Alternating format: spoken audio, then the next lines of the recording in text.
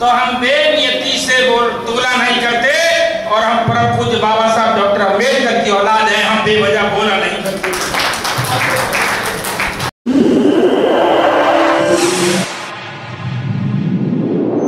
इस news channel पर जो भी वक्ता ने कहा वो उसकी अपनी राय है, जिसकी पुष्टि नेशन न्यूज इंडिया नहीं करता। धन्यवाद। शिक्षा, सुरक्षा, सम्मान चाहिए, रोटी, कपड़ा, मकान चाहिए, मानव मानव सम्मान चाहिए, ऐसा भारत महान चाहिए, ऐसा भारत महान चाहिए। करुणा के सागर तथागत गौतम बुद्ध को नमन करते हुए, सामाजिक क्रांति के अग्रदूत महात्मा ज्योतिबा फुले को नमन करते हुए, करोड़ों करोड़ दत्तों के मसीहा, वे जुबानों को जुबान देने वाले परम पूज्य बाबा साहब डॉक्टर B.R. अम्बेडकर जी के चरणों में वंदन और नमन करते हुए, इस मंच पर विराजमान सभी को एक लाइन में कहूंगा, सभी के लिए, कि आंधियों को हद से आपने गुजरने नहीं दिया, शौक किया का शौक पनपने नहीं दिया, फानूस बन के जला दिया आपने अपनी हथेलियां, मगर किसी गरीब का आसिया उजलने नहीं दिया। पूरी मंच को मैं प्रणाम करता हूं, जय भीम करता हूं, नवबुद्धाय करता हूं।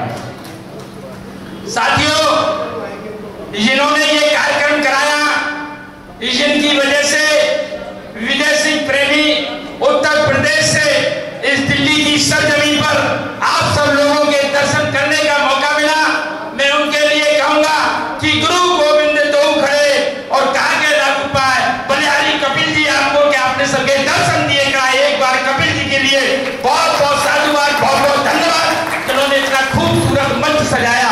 इस मंच पर तमाम गुलदस्ते ऐसे लगाए, तमाम क्रांतिकारियों को बुला करके आप सब लोगों को एक सूत्र में पिरोने का काम किया। साथियों, एक भागीदारी सम्मेलन में यो भागीदारी सम्मेलन नाम रखा, मैं बहुत बहुत खुश हूं इस बात से। मानवर काशीराम साहब ने कहा था कि जिसकी जितनी संख्या भारी उसकी उतनी भागीदारी। बाबा साहब ने भी भागीदारी शब्द का कई बार प्रयोग किया।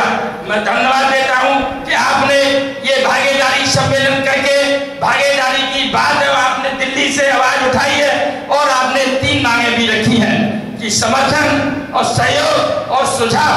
मैं कहना चाहता हूं, समर्थन आपका इस दिल्ली से जब आवाज उठेगी तो प्रदेशों से भी धुआं निकलेगा, आप सब लोगों के साथ होंगे।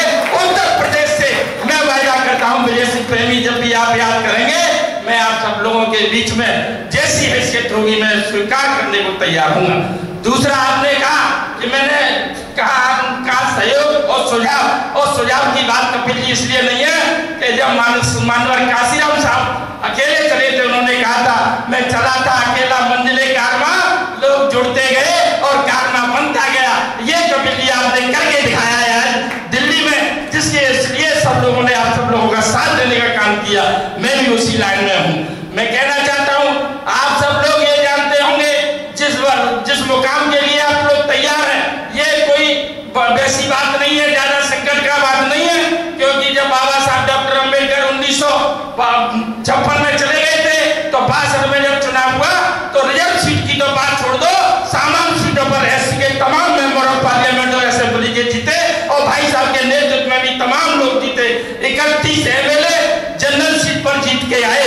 मैं बताना चाहता हूँ, इस कार्य को और आगे बढ़ाने के लिए आप सब लोगों का सहयोग, ये मैंने याद इसलिए दिलाई कि 1956 से बाबा साहब डॉक्टर अम्बेडकर चले गए, और 62 में जब चुनाव हुआ तो तमाम लोग ऐसी समाज के सामान्य सीटों पर एमएलए बने, और जब आप इस कारनामा को आगे बढ़ाओगे तो ये कारनामा बहुत आगे बढ़ेगा। मैं ज्यादा अपनी कुछ न कहते हुए कहना चाहूंगा कि गमों की आंच में आंसू बाल करके तो देखो, बनेंगे रंग किसी पर डाल करके तो देखो, तुम्हारे दिल की चुभन जरूर होगी कम, किसी के पांव का कांटा निकाल करके देखो, किसी के पांव का कांटा निकाल करके देखो कि मेरी पड़ी हुई दाढ़ी के तू इजाफे को न दे, और मेरे खत को पढ़, मेरे लिफाफे को न देख, मेरे लिफाफे को न दे। जय भीम, जय भारत।